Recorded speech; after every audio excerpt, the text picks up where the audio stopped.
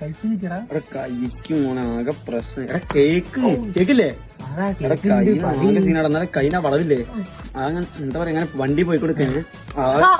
എടാ എന്തേ പറ്റിയോ? ഞാൻ അങ്ങനെ ചെയ്തല്ലോ, എനിക്ക് അറിയില്ല എന്താ പ്രശ്നം എന്നറിയില്ല. ഞാൻ സംസാരിക്കുന്ന ടൈമിൽ ഓട്ടോമാറ്റിക് ആയിട്ട് തല്ലേ അങ്ങനെ എന്തെങ്കിലും ചെയ്തു. അങ്ങനെ കയ്യും കാലാണ് ഈ കൊണ്ടേ കിട്ടോ, പ്രശ്നമില്ല.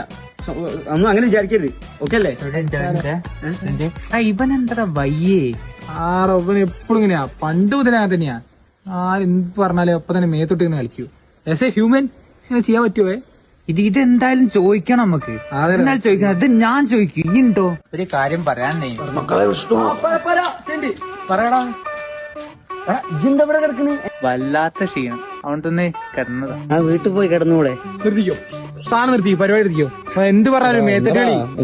ആസ് എ ഹ്യൂമൻ ഞങ്ങൾക്കു വേനയോടാ, ഞങ്ങൾക്കു വേനയോ. ഈ ചിരിക്കുമ്പോ തല്ല, പിന്നെ കരയുമ്പോ തല്ല, ദേഷ്യം പിടിച്ചാ തല്ല. ഇതെന്താടോ ഞങ്ങൾ ഡെമ്മിയാണോ? അല്ല പാറക്കലാണോ? പാറക്കലാണോ? നോക്ക് എടാ, നമുക്ക് വേദനയൊക്കെ ഉണ്ട്.